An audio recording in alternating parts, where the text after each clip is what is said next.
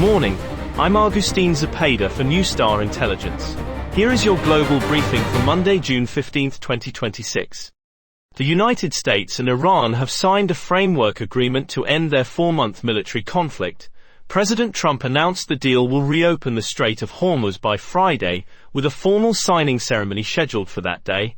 Markets surged on the news, but fighting between Israel and Hezbollah continues, threatening the fragile agreement.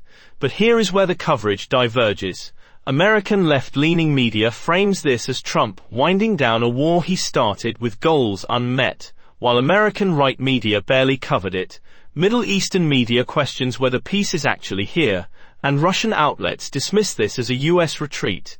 Israeli media reports evacuation orders for Tehran, suggesting continued strike preparations, directly contradicting the peace narrative from American sources.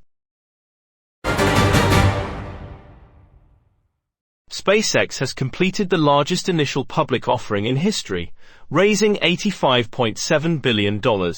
The stock jumped 16% in its second day of trading as retail investors rushed to add it to portfolios. The offering is part of a broader market surge driven by the Iran peace deal, with the Dow up 700 points to record highs. But here is where the coverage diverges. American financial media expresses bullish enthusiasm about strong natural demand, while European outlets alone question whether this rally is sustainable. No outlet provides justification for the $85 billion valuation or explains SpaceX profitability fundamentals.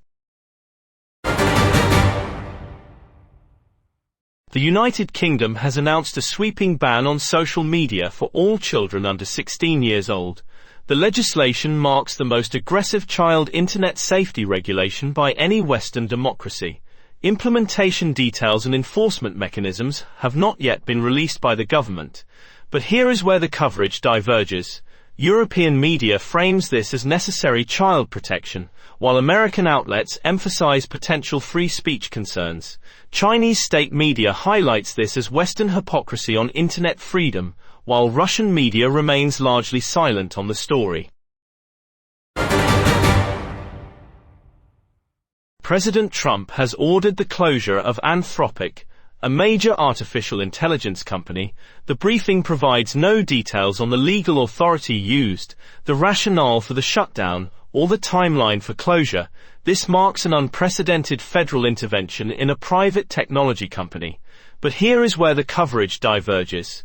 American media provides minimal detail, suggesting either incomplete reporting or the story is still developing. European and Chinese outlets have not yet picked up this story, indicating limited international awareness or verification challenges. The Swiss National Bank has cut interest rates by 0.5 percentage point to 0.5%. The dollar jumped 0.5% against the franc following the announcement. The cut diverges from U.S. monetary policy as the Federal Reserve maintains higher rates, strengthening the dollar further.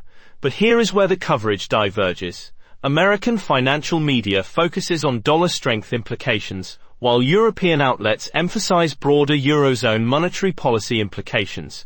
No outlet explains why Switzerland is cutting while the U.S. maintains rates, leaving the divergence rationale unclear. British intelligence has revealed a Russian plot to commit arson targeting the United Kingdom Prime Minister.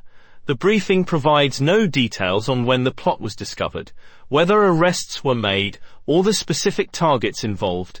This represents a significant escalation in Russian hostile activities against NATO leadership. But here is where the coverage diverges.